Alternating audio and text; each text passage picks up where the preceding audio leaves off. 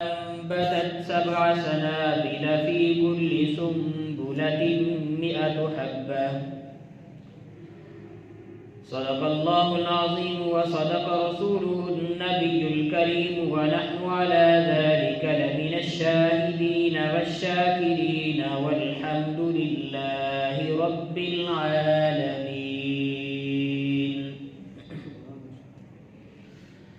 اللهم صل على محمد وعلى آل محمد كما صليت على إبراهيم وعلى آل إبراهيم إنك حميد مجيد. اللهم بارك على محمد وعلى آل محمد كما باركت على إبراهيم وعلى آل إبراهيم إنك حميد मजीद। मेरे इंतहाई वाजिबुल एहतराम काबिल इज़्ज़त एहतराम मोहतरम भाइयों बुजुर्गों,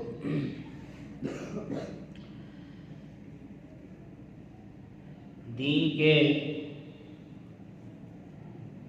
दीगर आमाल और दीगर उमूर में से दीन के जितने भी आमाल हैं जो अल्लाह ताला के कुर्ब का ज़रिया बनते हैं, उनमें से एक सदक़ात भी है। अल्लाह की राह में माल को खर्च करना। एक सदका होता है वाजिब और फ़र्ज़, जैसा कि ज़कात हो गई, ये फ़र्ज़ है। सदक़ातुल फ़ितर हो गया, उशर हो गया।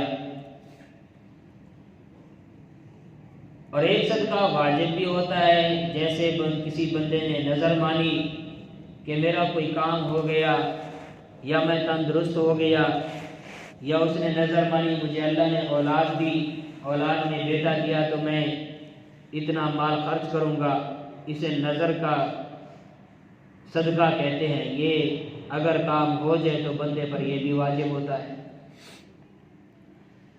इसके अलावा जो अल्लाह के रास्ते में खर्च करने की सूरतें हैं, उनको सदक़ात नाफिला कहते हैं कि खर्च करोगे तो सवाब है, नहीं करोगे तो गुनाह नहीं।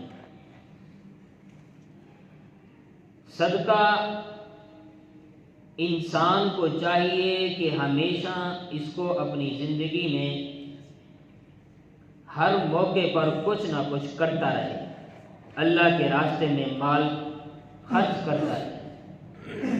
किसी ज़रूरतमंद की ज़रूरत पूरी कर दे, या मस्जिद ज़ेरे तामीर हो रही है तो वहाँ जमा करा दे, मदारिस के तलबा के लिए राशन लेकर दे दे, कोई यतीम हैं, बेसहारा हैं, उनका कमाने वाला कोई नहीं तो उनको राशन लेकर दे दे।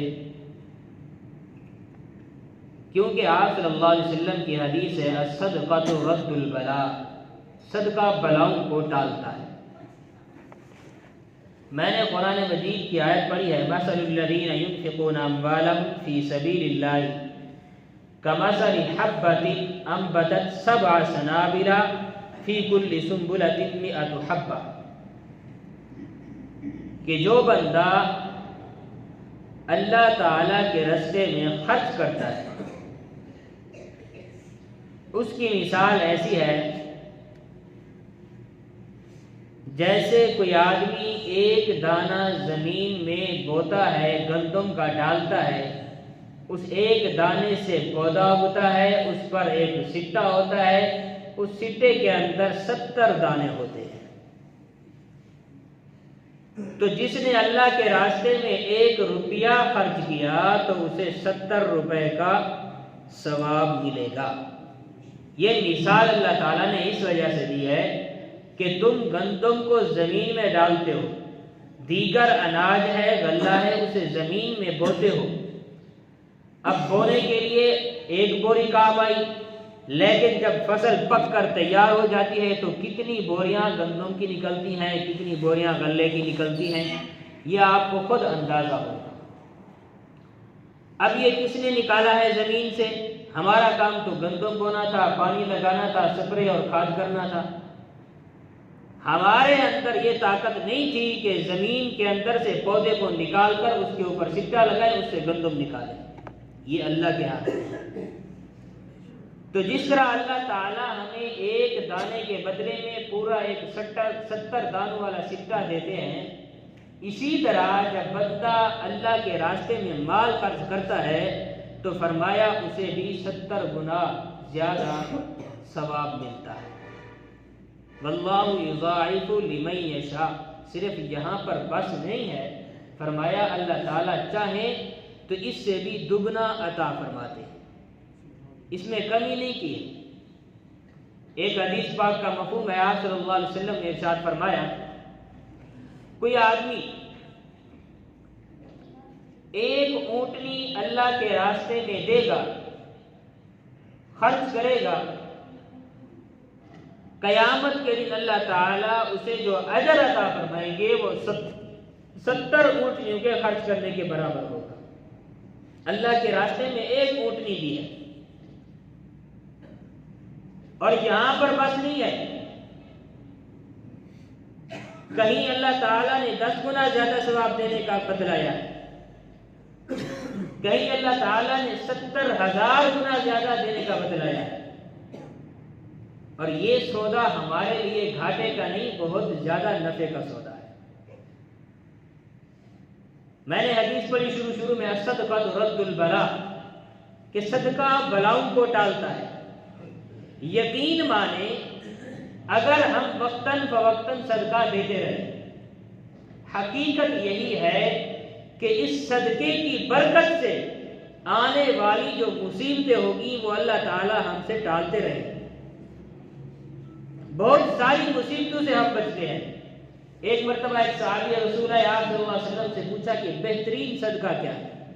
आपने फरमाया कि बेहतरीन सदका वो है जो तंदुरुस्ती की हालत में दिया जाए। क्या मतलब? कोई बीमार हो गया, यार बीमार हो गया है, पहले अल्लाह के रास्ते में सदका, ये भी ठीक है, अच्छी बात है।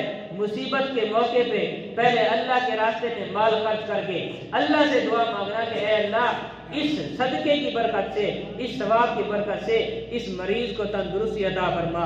ये भी ठीक है, ये भी आला काम है, लेकिन इससे भी ज्यादा आला ये है कि बंदा तंदुरुस्ती की हालत में सदका देता रहे।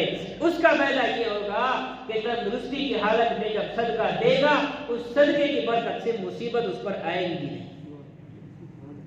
वो तंदुरुस्त ही रहेगा।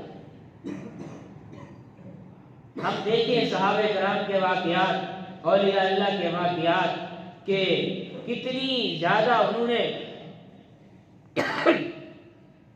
सदके के बारे में अपने आप को मुतहर्रिक रखा, अपने से ज्यादा दूसरे को तरजीह। सहाबा इकराम के बारे में वाकयात तो बहुत सारे हैं। फज़ाइल अमाल के अंदर एक मुख्तसर सा वाकया आता है। एक सहाबी के घर में किसी आदमी ने बकरी की सिरी जाकर दे दी कि ये पका कर खा लेंगे, जरूरतमंद है।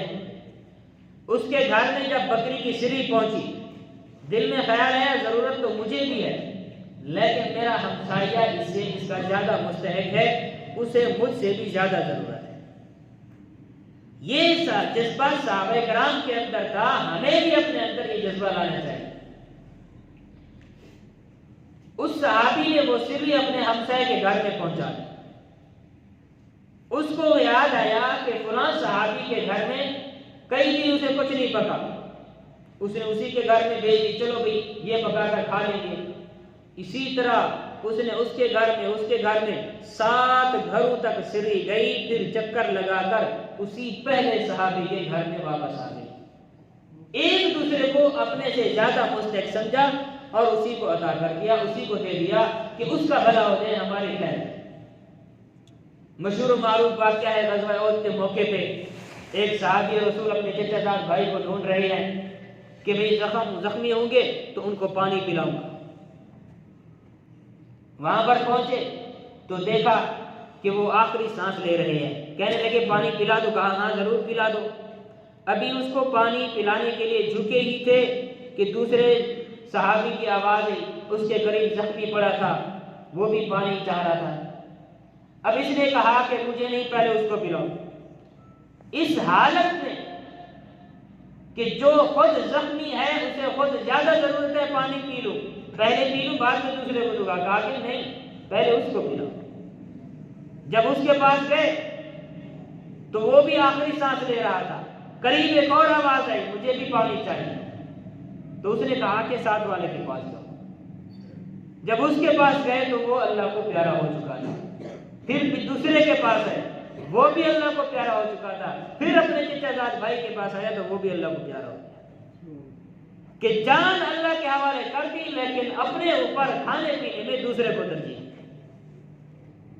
ये सहाबा इकराम के वाक़यात हमारे लिए इस बात का इबरत है और हमारे लिए सबक है कि हम भी सहाबा इकराम के वाक़यात से सबक हासिल करें।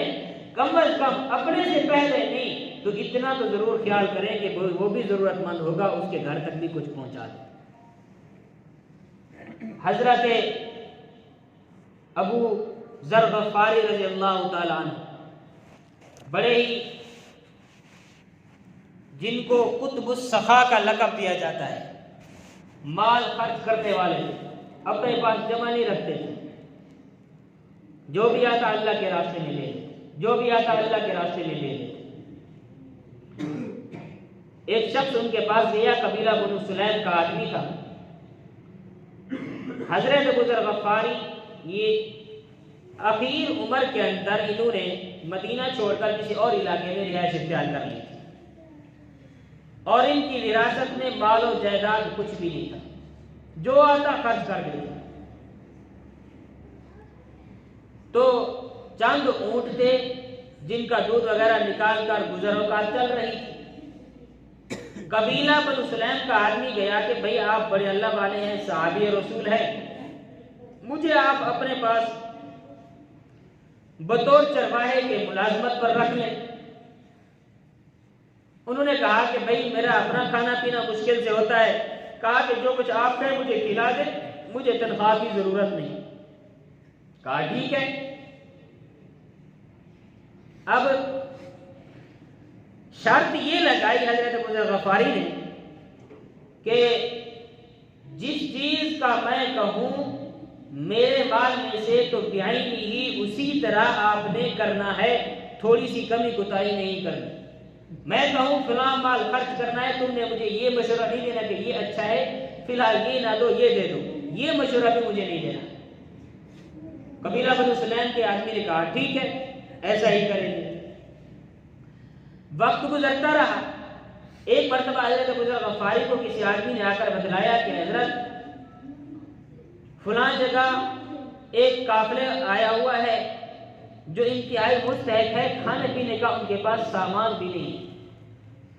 हजरत अबू ज़र गफ़ारी ने जब ये सुना, कहा कि कोई बात नहीं, मुझे अल्लाह ने दिया है, मैं अभी उनके लिए इंतजाम करता हूं। तो अपने उस चरवाहे को बुलाया जिसको अपने पास रखा था काम के लिए, कबीला बनु सुलैम का जो आदमी था,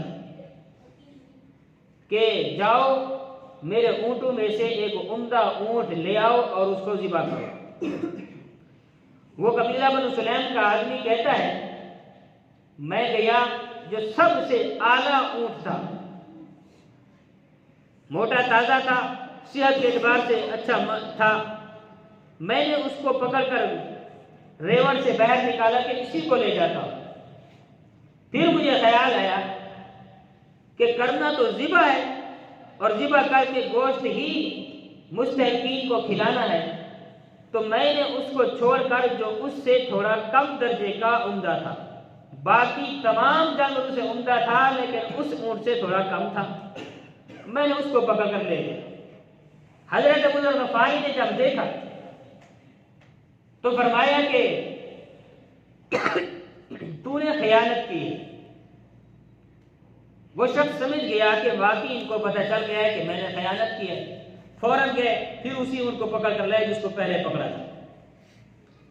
हजरत अबू ज़र गफ़ारी ने ऐलान किया कि भाई कोई ज़िबा करने वाला है तो अल्लाह की रज़ा के लिए इसको ज़िबा कर दे।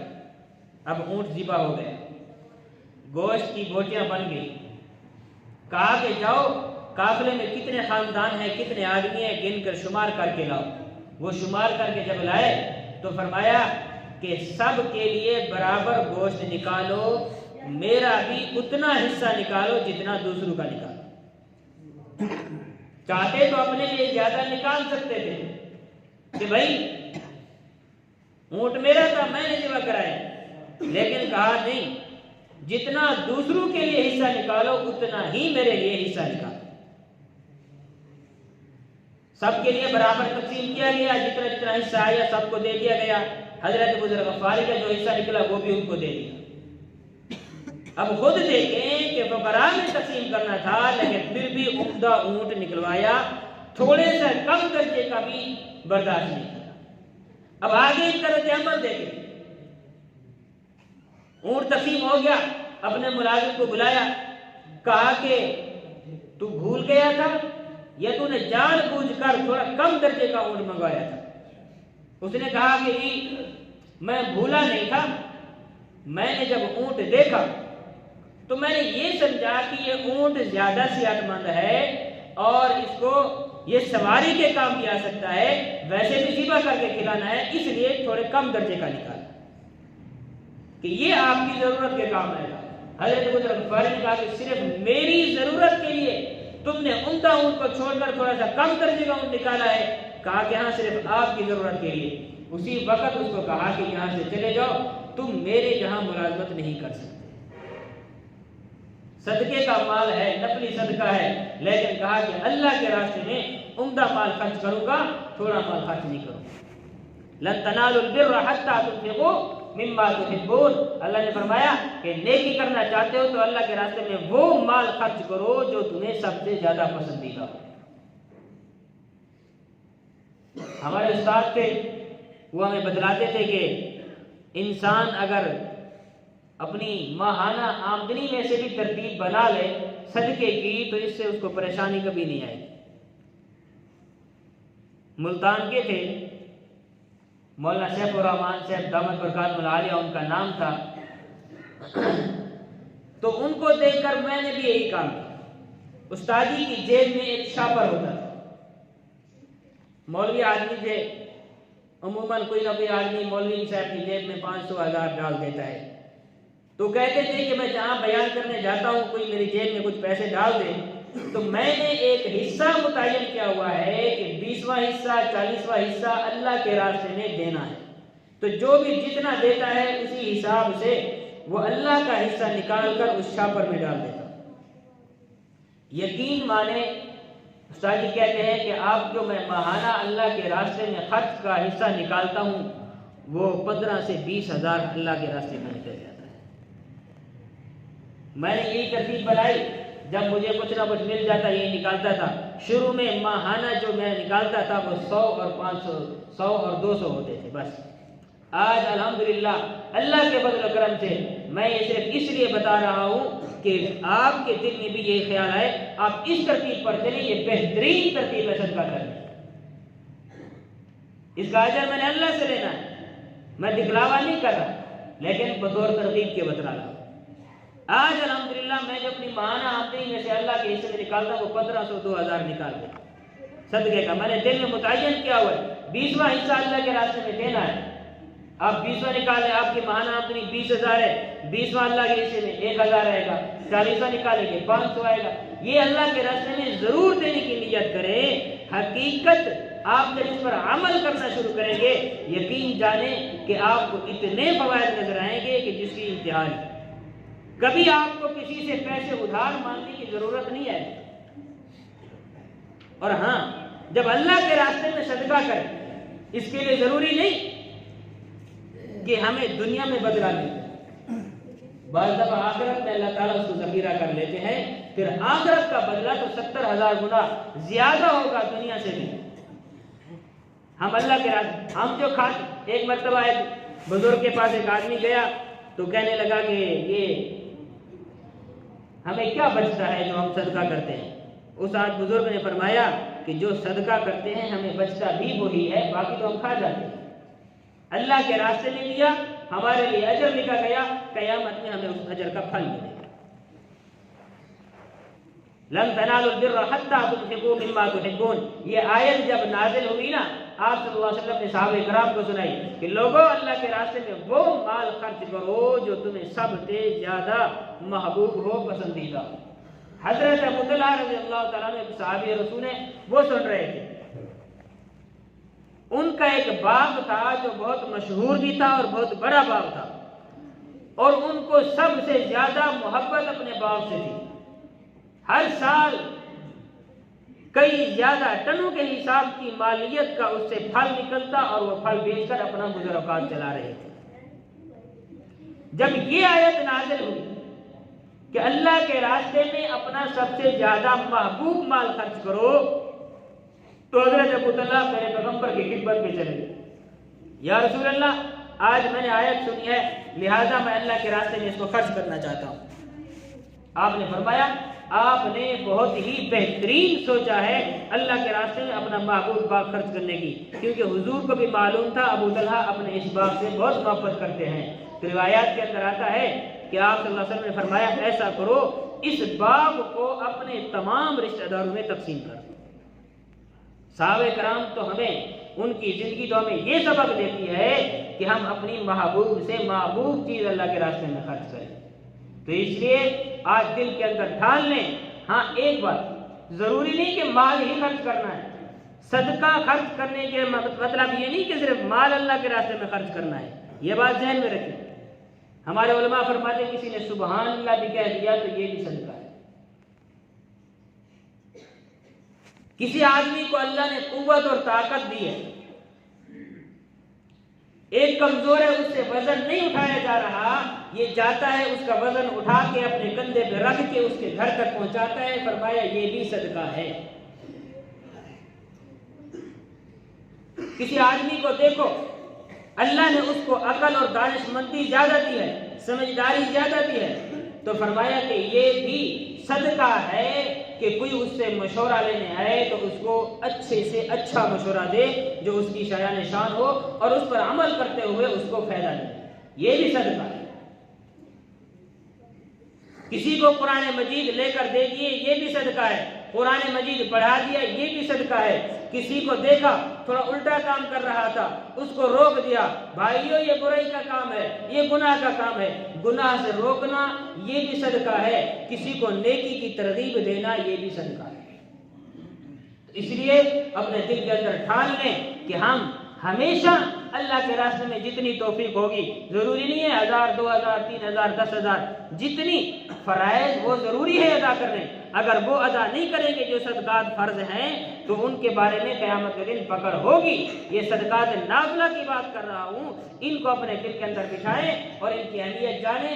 जितना हो सके जरूरतमंद ढूंढ कर उस तक पहुँचाएं। जब जरूरतमंद की जरूरत आप पूरी कर देंगे, यकीन जाने उसके दिल से जो दुआ निकलेगी वो जरूर आपके लिए कबूल होगी। तो इसके लिए इंशाअल्लाह सारे साथी कोशिश करेंगे ना, अल्लाह ताला मुझे भी और आप हजरात को भी खूब अल्लाह के रास्ते में खर्च करने की तौफीक अता